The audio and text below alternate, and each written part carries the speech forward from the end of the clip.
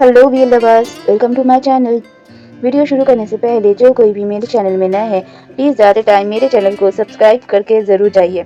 और वीडियोस पसंद आती है तो वीडियो पर लाइक कमेंट करके वीडियो को शेयर ज़रूर कीजिए। और जितने भी बैकग्राउंड नॉइस है प्लीज़ उसे इग्नोर कीजिए। चलिए शुरू करते हैं माफिया फंक्शन फैन फिक्शन मार माफिया फियंसे के नेक्स्ट पार्ट को। पिछले पार्ट में हमने देखा था विंग को आइवान ने नीचे खड़े बॉडीगार्ड्स के बारे में बताया था और विंग कंफर्म करने के लिए कि सचमुच वो बॉडीगार्ड्स लैंजन के हैं या नहीं जानने के लिए उन बॉडीगार्ड्स के पास चला गया था। विंग को देखकर उन बॉडीगार्ड्स ने उसे ग्रीट किया और बताया कि उन्हें लैंजन ने विंग और आइवान की सेफ्टी के लिए रखा है यहाँ। विंग उन बॉडीगार्ड्स की बातों को सुनकर पूरी तरह से गुस्सा हो गया था। उसने उनमें से एक को देखकर कहा, क्या आप मिस्टर लैन से मेरी बात करवा सकते हैं? बॉडीगार्ड ने कहा, यस श्योर मास्टर। ये बोल उसने तुरंत वांगजी को कॉल कर दिया। वांगजी ने भी तुरंत कॉल पिक कर लिया। लैंजन ने कहा, क्या हुआ है, कोई प्रॉब्लम हुआ है क्या? बॉडीगार्ड ने कहा, मास्टर यंग मास्टर की आपसे बात करनी है और उन्होंने ही मुझे आपको कॉल करने के लिए बोला है। लैंजन ने कहा, उसे फोन दो। विंग ने कहा, मिस्टर लैन, क्या आप मुझे और मेरे भाई को कमजोर समझना बंद करेंगे? हम कमजोर नहीं है। लैंजन ने कहा, मैं जानता हूँ तुम कमजोर नहीं हो। विंग ने कहा, फिर आपने यहाँ बॉडीगार्ड्स क्यों खड़े किया है और ये ऐसा क्यों कह रहा है कि ये मेरी सेफ्टी के लिए है? लैंजन ने कहा, विंग, ना तुम कमजोर हो ना तुम्हारा भाई, पर मैं आज तुम्हारे यहाँ आया था। अगर ये बात किसी को पता चली तो वो तुम्हें नुकसान पहुँचा सकता है, इसीलिए वो गार्ड्स तुम्हारे वहाँ है। विंग ने कहा, पर मिस्टर लैन, अगर ये गार्ड यहाँ रहेंगे तो जिन लोगों को नहीं पता होगा वो लोग भी समझ जाएंगे कि आप यहाँ आए हो। क्या ये गार्ड्स थोड़ा छुप कर नहीं रह सकते? लैंजन ने कहा, ठीक है, तुम उन्हें ऑर्डर दे सकते हो, जैसा तुम्हें ठीक लगे ऐसा ही करो। मैं अब कॉल कट कर रहा हूँ, मैं मीटिंग में हूँ। विंग ने भी तुरंत कॉल कट कर दिया और उस बॉडीगार्ड को फोन देते हुए कहा, आप लोग प्लीज ऐसे यहाँ खड़े मत रहिए, वरना लोगों को आप पर शक हो जाएगा। बॉडीगार्ड भी इसकी बात समझ गए और अपने अपने वहाँ से अलग अलग डायरेक्शन में जाकर चुप गए थे। वो लोग छुपकर ही विंग के घर के आसपास थे। विंग ऊपर अपने घर में आया। वहाँ आइवान बैठकर टीवी देख रहा था। आइवान ने कहा, गगा, आप ऐसे सडनली नीचे क्यों गए? उन बॉडीगार्ड्स को देखने के लिए? वैसे तो आपको ऐसी चीजों में कोई इंटरेस्ट नहीं था ना? विंग ने कहा, आइवान, कुछ हुआ है, मैं तुम्हें कुछ बताना चाहता हूँ। आइवान भी सीरियसली विंग की बातें सुनने लगा था। आइवान को ये तो समझ आ गया था कि कुछ तो हुआ है। आइवान ने कहा, क्या हुआ है गिगे? विंग ने कहा, आइवान, वो मैं किसी से एंगेजमेंट करने वाला हूँ। आइवान ने कहा, क्या वो आपका बॉयफ्रेंड है गगा? विंग ने कहा, नहीं, वो मेरा बॉयफ्रेंड नहीं है। एक्चुअली उसने मुझे प्रपोज किया था, पर तुम्हें तो पता है ना, मैं अभी शादी नहीं करना चाहता। ना मेरी पढ़ाई खत्म हुई है, ना तुम्हारी एज 18 की हुई है। इसलिए हमने डिसीजन लिया है कि हम अभी एंगेजमेंट करेंगे और 4 से 5 साल में शादी करेंगे। उस वक्त तक तुम भी अपने लीगल एज तक आ जाओगे और हमें भी एक दूसरे को जानने का टाइम मिल जाएगा। आइवान ने कहा, वो तो ठीक है गगे, पर वो अल्फा कौन है? विंग ने कहा, लान कॉर्पोरेशन के सीईओ लान वांगजी। आइवान ने कहा, क्या वो डेविल प्रिंस कोल्ड फेस लान वांगजी, वो आपसे एंगेजमेंट करना चाहते हैं? आप सीरियस तो हो ना? विंग ने कहा, हाँ मैं सीरियस हूँ और ऐसा मजाक मैं क्यों ही करूँगा। आइवान ने कहा, पर गगा, आपको तो पता है ना, वो एक माफिया किंग है। विंग ने अपनी आंखें छोटी करते हुए कहा, और तुम्हें कैसे पता है कि वो एक माफिया है? आइवान ने कहा, स्कूल में एक स्टूडेंट है जो उनका कजन है और मेरा बेस्ट फ्रेंड है, उसका नाम लान जिंगी है। उसी ने मुझे बताया था, इवन वो तो उनके साथ ही रहता है उसके बाबा और माँ की डेथ के बाद से। विंग ने कहा, ओह ठीक है। आइवान ने कहा, पर आपने मेरे सवाल का जवाब नहीं दिया। आपको पता है ना वो माफिया है, फिर आप उनसे एंगेजमेंट क्यों कर रहे हैं? विंग ने कहा, क्योंकि वो मेरे टाइप का है। तुम्हें पता है ना, मुझे अल्फाज जल्दी से पसंद नहीं आते, पर लान वांगजी मुझे पसंद है। विंग ने अपने मन में कहा, आज पहली बार मैं अपने भाई से झूठ बोल रहा हूँ। मैं जानता हूँ मेरा डीडी काफी समझदार है, वो एक बार में ही समझ जाएगा कि मिस्टर लान से मैं ये एंगेजमेंट फोर्सफुली कर रहा हूँ, मुझे ब्लैकमेल किया गया है। विंग ने कहा, इसके बारे में ज्यादा मत सोचो, और वैसे भी वो इतने बुरे भी नहीं है, और हाँ, तुम्हारे पास अभी भी 5 साल है, ठीक है?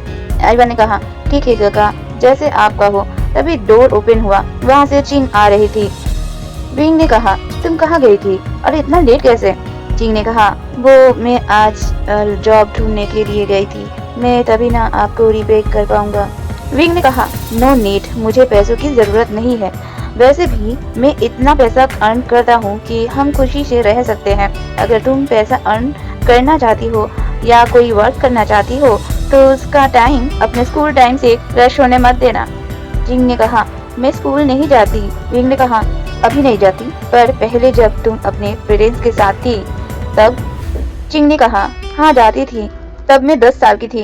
विंग ने कहा, गुड, तुम वापस स्कूल ज्वाइन कर सकती हो और उसकी फीस मैं देख लूंगा। जाओ अपने कमरे में रेस्ट करो, फिर हम डिनर प्रिपेयर करेंगे। अब नेक्स्ट डे संडे था। पूरे कमरे में फोन की रिंग की आवाज गूंज रही थी। वही विंग अपने कान पर हाथ रखे उस फोन को कर्ज कर रहा था, या कहे तो जो फोन कर रहा था उसे कर्ज कर रहा था। विंग फोन को बिना देखे पिक करते हुए कहता है, क्या है यार, ढंग से सोने भी नहीं देते हो, अच्छी खासी मेरी नींद की क्यों बैंड बजा रहे हो? और अगर ये कोई मजाक है तो आई विल किल यू। मुझे दोबारा मेरी ब्यूटी स्लीप से डिस्टर्ब किया तो फोन में घुसकर तुम्हें मारूंगा, आई स्वेयर। अभी फोन कट करो। ये बोलते हुए उसने फोन को कट कर दिया और अपने सर वापस पिल्लो में छुपाकर सो गया। वही फोन की दूसरी तरफ लैंसन बस शांति से अपने बनी के गुस्से वाले फेस को इमेजिन कर रहा था।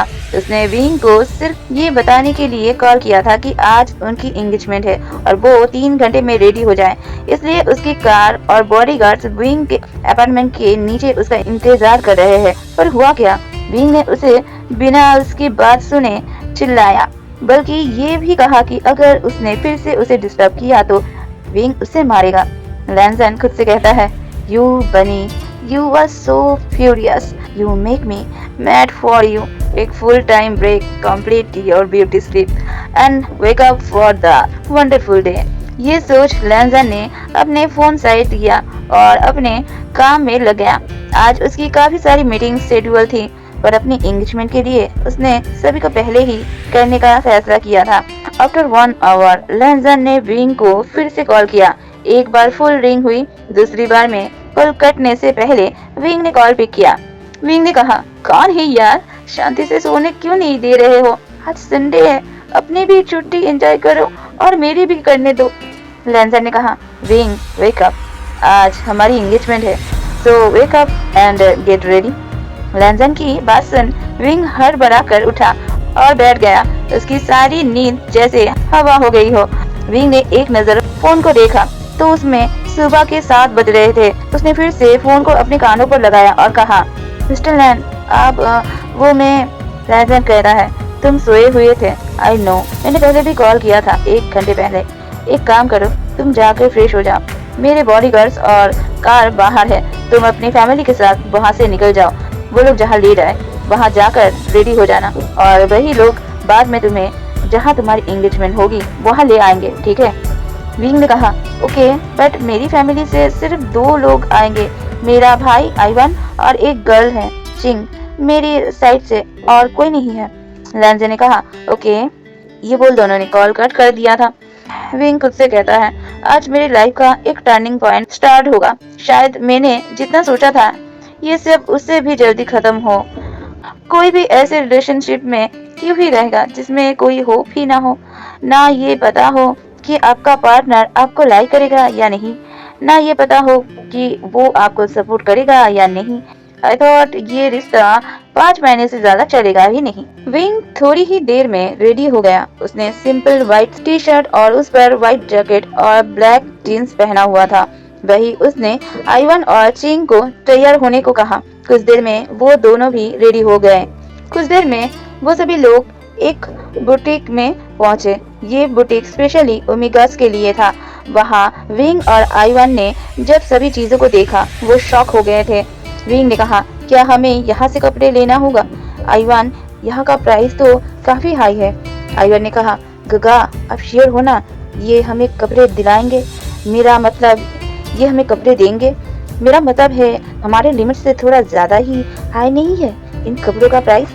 विंग ने कहा, मिस्टर लैन ने कहा था यहाँ आने को, मुझे नहीं पता यहाँ क्या होगा। तभी वहाँ एक लड़की आती है। वो एक ओमेगा गर्ल थी। ओमेगा गर्ल ने कहा, hi, myself Bailu, I am the owner of this store. Wing ने कहा, hi, myself Vibhushan and mister Lan. Bailu ने कहा, yeah, no sweetheart, you were soon to be fiance of mister Lan, I am correct, today is engagement. Wing ने कहा, yes, you are right, well, my outfit. Bailu ने कहा, come with me dear, I will show the most beautiful outfit for engagement. Wing ने कहा, thanks, but my friend. बाइलू ने कहा, don't take tension, मेरे staff इन्हें इनके आउटफिट दिखा देंगे, तुम बस मेरे साथ आओ। ये बोलकर वो विंग को अपने साथ एक कमरे में लेकर गई, जहाँ पर एक आउटफिट सामने ही रखा हुआ था। वो एक व्हाइट कलर का सूट था जो काफी अमेजिंग था। बाइलू ने कहा, चेंज कर लो, तब तक मैं तुम्हारे टचअप की तैयारी करती हूँ। विंग ने कहा, ओके, कहा। कुछ देर में विंग रेडी होकर बाहर आया। वो काफी ब्यूटीफुल लग रहा था। ऐसा लग रहा था जैसे वो हेवन से आया हुआ एंजल हो। उसे देखकर बाइलू बस मुंह खोलकर खड़ी रह गई थी। कुछ देर में उसे होश आया। उसने कहा, आई एम अंडरस्टैंड मिस्टर लैन, आपको इतना क्यों पसंद करते हैं? आप किसी हेवनली ब्यूटी से कम नहीं लग रहे हैं। विंग ने कहा, थैंक यू मिस बाइलू, ये ड्रेस मुझ पर काफी अच्छी लग रही है शायद। बाइलू ने कहा, आपको मुझे नहीं, अपने पार्टनर को थैंक्स बोलना चाहिए। उन्होंने ही ये कॉस्ट्यूम आउटफिट बनवाया था आपके लिए, और इवन उन्हें काफी परफेक्ट आइडिया है आपके बॉडी के बारे में। ये काफी कंफर्टेबल और फिटेड है। विंग ने कहा, वो तो है, वेल, हमें कितनी देर में वहाँ पहुँचना है? बाइलू ने कहा, हमारे पास अभी भी 1 घंटा है। आइए, मैं आपका मेकअप कर देती हूँ। इसके बाद बाइलू ने थोड़ा सा मेकअप विंग के फेस पर अप्लाई किया और विंग के बालों को भी ठीक किया। कुछ देर में विंग परफेक्टली रेडी हो गया था। वो काफी क्यूट और हॉट भी लग रहा था। तब तक बाहर आइवन और चिंग भी रेडी हो गए थे। चिंग ने एक पर्पल कलर का गाउन पहना हुआ था और आइवन ने भी रेड और व्हाइट कलर का सूट पहना हुआ था। कुछ ही देर में वो तीनों एंगेजमेंट वेन्यू पर पहुंचे। वो तीनों एक साथ बहुत ज्यादा ही अट्रैक्टिव लग रहे थे।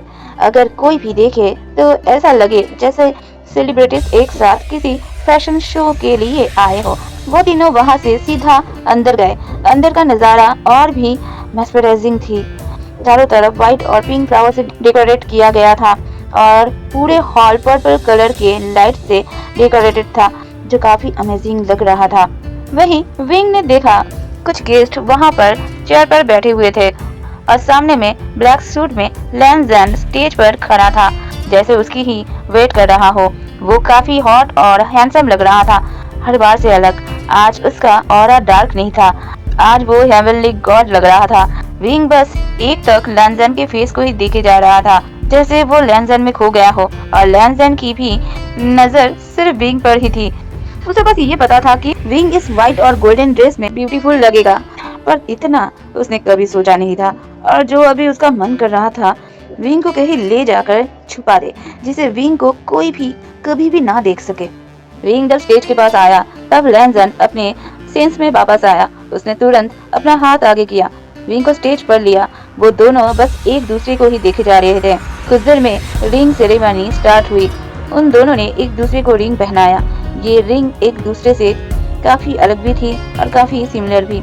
उन दोनों रिंग्स को कोई भी देखे तो समझ जाए वो एक कपल रिंग है और कस्टमाइज भी है। फिर लैंजन ने धीरे से विंग को ब्लू पैटर्न की रिंग पहनाई। सभी ने हुटिंग की। फिर विंग ने भी लैंजन को लोटस फ्लावर की रिंग पहनाई। दोनों अब एक दूसरे के फियांसे थे। कुछ देर बाद पार्टी शुरू हुई। वही वांग जी विंग को लेकर एक रूम में गया। वहाँ एक लॉयर खड़ा हुआ था। लैंजन ने कहा, ये लो, ये कॉन्ट्रैक्ट है, इसमें कुछ रूल्स हैं। विंग ने कहा, कैसे रूल्स मिस्टर लैन?